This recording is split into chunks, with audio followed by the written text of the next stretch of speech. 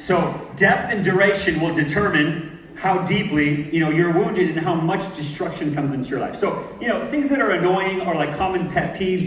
There's several for me that, as I'm driving on the road as, an ADHD or anything slow frustrates me. So when there's like really slow people especially in the fast lane, it's like, dude, I start flashing my lights, I start honking, thank God I don't have any Jesus stickers, or like Kingdom Movement stickers on my car. It's like, dude, get out of the lane. There's like 5 lanes, go over there. Why are you slow here? And it's like, I'm not like hurt, I'm not gonna like try to like kill anyone, I'm not gonna it's not gonna ruin my life, but until that like irritation's removed, and then I start flowing down the lane again, it's like, oh, everything's good now, right? So annoyances, these pet peeves, they bother you until the irritant is kind of removed, For me, sometimes like, I'll go into a bathroom, and then people put the toilet paper on wrong. Yeah. You know that there's a right way to like put the roll on? It has to like roll like over the top, not like back. Sometimes I'm like breaking machines to like flip that thing around, like, get it right, And then as soon as it's right, it's like, okay, cool, Just a little annoyance, no big deal. We can probably grow past it. But there's little things that annoy, for me, like mouth noises, chewing noises, sometimes like I'm talking on the phone with someone and they're like chewing, and I'm just like, hey, call me when you're done,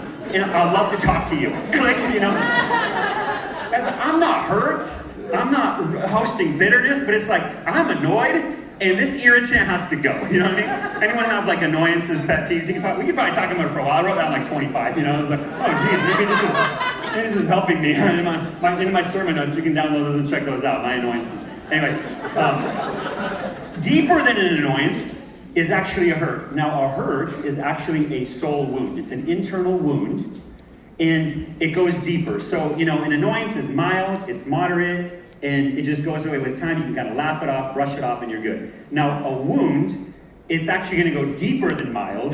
It's going to be moderate, it could be severe, and it's going to actually last. So, like, you feel hurt, you interact with a person, the situation, they wrong you, they say something, they do something, they don't do something, they break your expectation, they break a promise, whatever it may be, and all of a sudden you walk away and you're like, that hurts. Now, with Christians, we're really good at lying and saying, I'm fine.